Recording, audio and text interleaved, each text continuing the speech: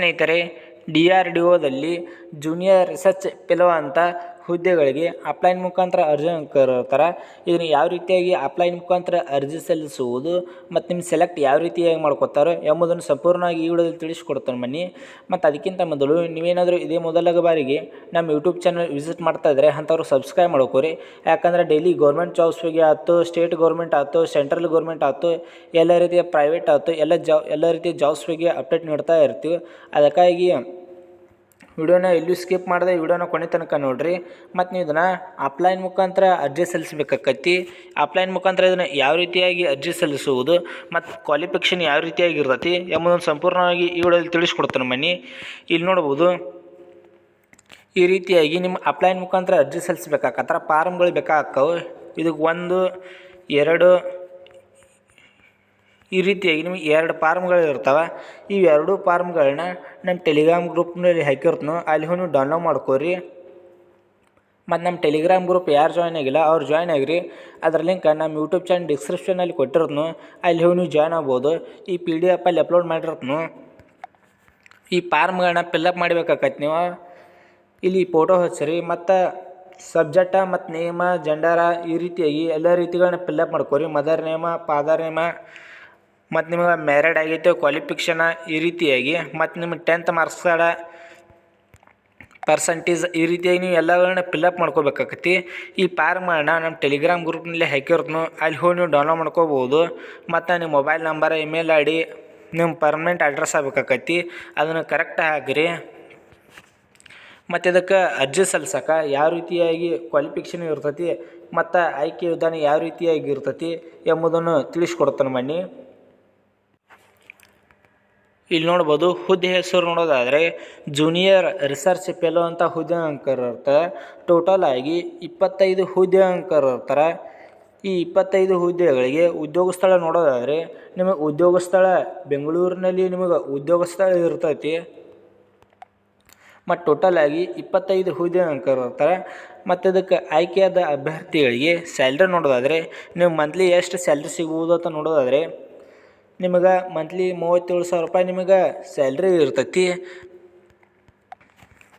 ಮತ್ತು ಶೈಕ್ಷಣಿಕ ವಿದ್ಯಾರ್ಥಿ ನೋಡ್ಬೋದು. ಇಲ್ಲಿ ಇದಕ್ಕೆ DRDO ಇದಕ್ಕೆ ಅಪ್ಲಿಕೇಶನ್ ಹಾಕಕ್ಕೆ ಯಾವ ವಿದ್ಯಾರ್ಥಿ ಇದ್ದವರು ಇದಕ್ಕೆ ಅಪ್ಲಿಕೇಶನ್ ಹಾಕ್ಬೋದು ಅಂತ ನೋಡೋದಾದರೆ BE ಅಥವಾ BTech ಕಂಪ್ಲೀಟ್ ಆದಂತಹ ಅಭ್ಯರ್ಥಿಗಳು ಇದಕ್ಕೆ ಅಪ್ಲಿಕೇಶನ್ ಹಾಕಕ್ಕೆ ಎಲಿಜಿಬಲ್ ಇರ್ತೀರಿ.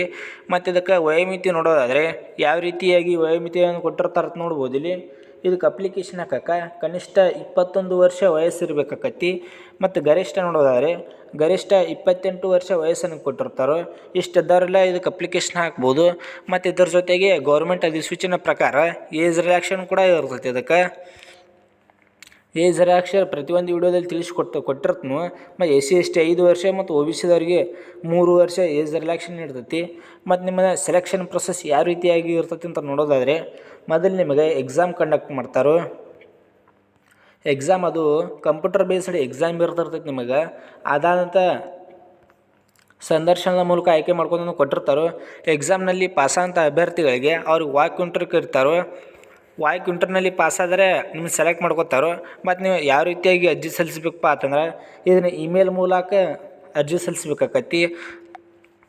ಅವ್ರ ಇಮೇಲ್ ನೋಡೋದಾದರೆ ಯಾವ ರೀತಿಯಾಗಿ ಇಮೇಲ್ ಇರ್ತಂತ ಅಂತ ನೋಡ್ಬೋದು. ಇಲ್ಲಿ ನೋಡ್ಬೋದು, ಈ ಇಮೇಲ್ ಮೂಲಕ ನೀವು ಅರ್ಜಿ ಸಲ್ಲಿಸಬೇಕಾಕತಿ. ಅದನ್ನು ಯಾವ ರೀತಿಯಾಗಿ ಅರ್ಜಿ ಸಲ್ಲಿಸೋದು ಅಂತ ಮುಂದೆ ತಿಳಿಸ್ಕೊಡ್ತೀನಿ. ಮತ್ತು ವಿಳಾಸ ನೋಡೋದಾದರೆ ಯಾವ ವಿಳಾಸಕ್ಕೆ ನೀವು ಇಂಟರ್ವ್ಯೂ ಹೋಗ್ಬೇಕಂತ ನೋಡೋದಾದರೆ centre for airborne system, DRDO, ministry of defence, Belur, Yemalur PO, Bengaluru ಈ ವಿಳಾಸಕ್ಕೆ ನೀವು ವಾಕ್ ಇಂಟರ್ವ್ಯೂ ಹೋಗ್ಬೇಕಾಕತಿ. ಮತ್ತು ನೀವು ಇದನ್ನು ಇಮೇಲ್ ಮುಖಾಂತರ ಅರ್ಜಿ ಸಲ್ಲಿಸ್ಬೇಕಾಕತಿ. ಮೊದಲು ನೀವು ಈ ಇಮೇಲ್ ನಮ್ಮ ಟೆಲಿಗ್ರಾಮ್ ಗ್ರೂಪ್ನಲ್ಲಿ ಹಾಕಿರ್ತೀನೋ ಇದನ್ನು ನೀವು ಕಾಪಿ ಮಾಡ್ಕೊರಿ. ಕಾಪಿ ಮಾಡ್ಕೊಂಡು ಇಲ್ಲಿ ನೋಡ್ಬೋದು, ಆ ಇಮೇಲ್ನ ಕಾಪಿ ಮಾಡ್ಕೊಂಡು ಟ್ರೂ ಅಡ್ರೆಸ್ ಒಳಗೆ ಆ ಇಮೇಲ್ನ ಹಾಕಿರಿ. ಅದಾದ ನಂತರ ಸಬ್ಜೆಕ್ಟ್ ಒಳಗೆ ಅಪ್ಲಿಕೇಶನ್ ಫಾರ್ಮ್ ಫಿಲ್ಲಪ್ ಅಂತ ಟೈಪ್ ಮಾಡಿರಿ. ಅಪ್ಲಿಕೇಶನ್ ಫಾರ್ಮ್ ಫಿಲ್ಲಪ್ ನಿಮಗೆ ಆಗಲೇ ತಿಳಿಸ್ಕೊಟ್ಟಿದ್ನಲ್ಲ 2 ಫಾರ್ಮ್ಗಳು ಬರ್ತಿರ್ತಾವಂತ. ಆ 2 ಫಾರ್ಮ್ಗಳನ್ನ ನೀವು ಫಿಲ್ಲಪ್ ಮಾಡ್ಬೇಕಾಕತಿ. ಫಿಲ್ಲಪ್ ಮಾಡಿ ಅಂದ್ರೆ ಅವ್ರ ವಿಳಾಸಕ್ಕೆ ಸಲ್ಲಿಸ್ಬೇಕಾಕತಿ. ಈ ರೀತಿಯಾಗಿ ಅರ್ಜಿ ಸಲ್ಲಿಸುವುದು ಇರ್ತೈತಿ. ಆ 2 ಡಾಕ್ಯುಮೆಂಟ್ಸ್ಗಳನ್ನ ಕರೆಕ್ಟಾಗಿ ತುಂಬಿ ಈ ವಿಳಾಸಕ್ಕೆ ಅರ್ಜಿ ಸಲ್ಲಿಸಿದ್ರಿ. ಮತ್ತು ನಿಮಗೆ ಇನ್ನೂ ಏನಾದರೂ ತಿಳಿದಿದ್ದಿಲ್ಲ ಅಂದರೆ ನನ್ನ ಕಾಂಟ್ಯಾಕ್ಟ್ ಕೂಡ ಮಾಡ್ಬೋದು.